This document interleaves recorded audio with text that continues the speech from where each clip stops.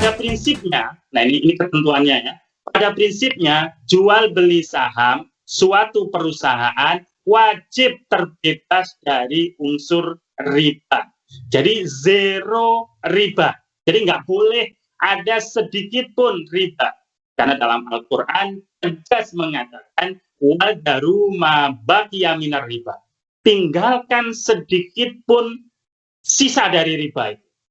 Dan yang kedua, terbebas dari unsur yang haram lainnya. Ya, antara lain yang riba itu adalah utang berbasis riba. Nah, kemudian yang unsur haram lainnya adalah pendapatan yang haram. Nah, ini prinsip dasarnya. Ini perlu saya tegaskan. Prinsip dasarnya harus zero utang berbasis bunga. Zero pendapatan yang haram pada emiten tersebut. Kalau ada, berarti tidak memenuhi prinsip syariah, tidak sesuai dengan syariah. Nah, namun, ini ada relaksasi Bapak Ibu yang saya hormati. Ternyata dalam prakteknya saat ini, nyaris di seluruh dunia ini belum ada ya, bursa efek yang memperdagangkan saham syariah yang emitennya memenuhi unsur yang kelima ini, zero pendapatan non halal dan zero pendapatan yang haram dan zero utang yang berbasiskan bunga. Nyaris tidak ada. Sulit cari perusahaan yang seperti itu, kecuali perusahaan-perusahaan yang memang sejak awal mendeklar syariah, seperti bank syariah, boleh jadi asuransi syariah, yang memang sudah syariah, kemudian dia listed sahamnya di bursa efek, yaitu tidak ada isu karena dijamin oleh DPS bahwa terbebaskan dari unsur-unsur yang haram, baik riba maupun pendapatan. Tapi kalau itu dipaksakan, artinya nggak boleh ada yang ribawi, nggak boleh ada pendapatan haram. Di Indonesia ini boleh jadi bisa dihitung jari ya. Kalau nggak 3 atau 4, nanti Pak Arief bisa menjelaskan. Saat ini yang fully syariah emiten itu berapa? Nah, sementara kalau 4 tentu saja tidak layak nanti ya untuk investasi di bidang saham, apalagi 4 itu juga kapitalisasinya kecil, kemudian juga nggak tahu semuanya masuk saham yang bagus atau tidak. Nah, ini yang problem. Nah, akhirnya apa? Akhirnya ulama-ulama dunia termasuk DSN MUI merumuskan kebijakan seperti ini. Jika prinsip pada angka 5 di atas tidak dapat diwujudkan dengan pertimbangan kaidah umumul balwa, artinya sulit diwujudkan, dan kaidah al-kasroh wal ghalabah, kaidah prinsip mayoritas dan minoritas, maka boleh melakukan transaksi jual beli saham perusahaan dimaksud dengan syarat-syarat sebagai berikut. Artinya kalau nggak bisa dipenuhi yang fully syariah, yang memenuhi prinsip syariah 100%, maka dibolehkan yang tidak 100%, tapi syaratnya sebagai berikut. Pertama, kegiatan usaha perusahaan, emiten ya, tidak bertentangan dengan prinsip syariah.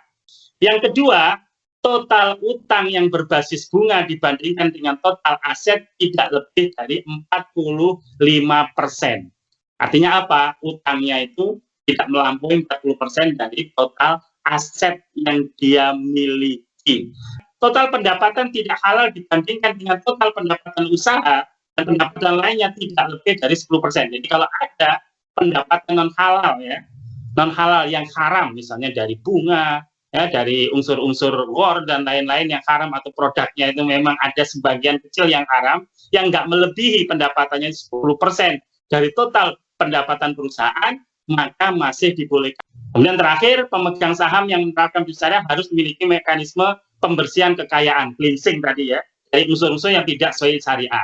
Jadi kalau kemudian dia keluar dari saham syariah, nah sementara pas dijual ada selisih keuntungan, nah nanti maka selisih keuntungannya itu menjadi haram. Nah kecuali nanti ada kebijakan dari OJK, dikasih waktu 10 hari.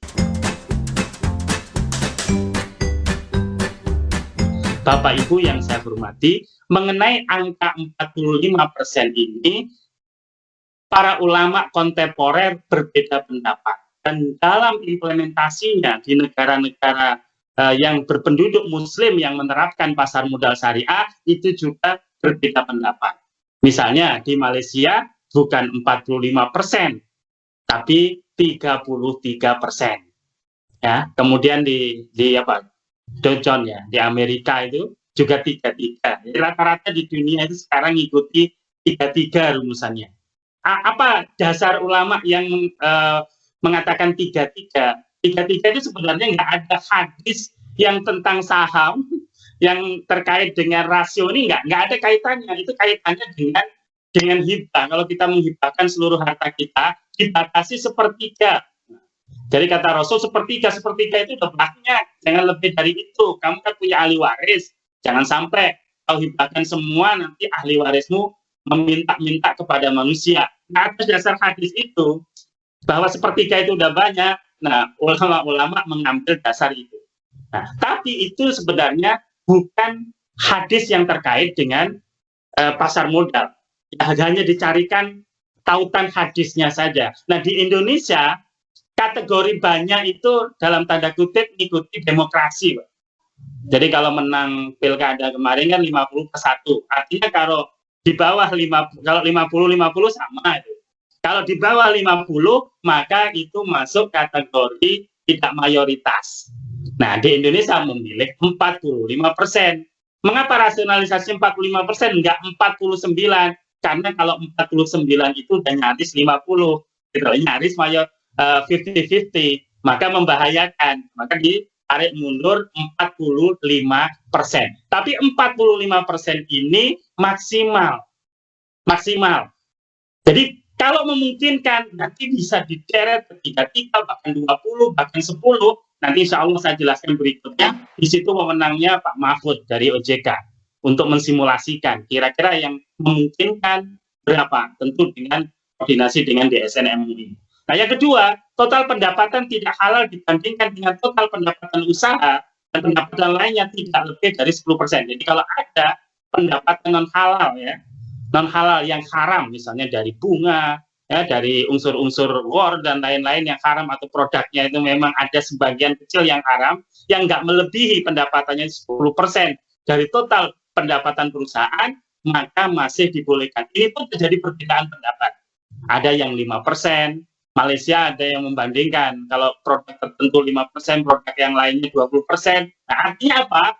Angka-angka ini adalah produk ijtihad, produk pemikiran ulama yang sifatnya fikih, karena itu berpotensi terjadi perbedaan pendapat antara satu negara dengan negara yang lain, antara satu ustadz dengan ustadz yang lain. Nah, di Indonesia melalui Majelis Ulama memberikan sementara ini kebijakan seperti ini.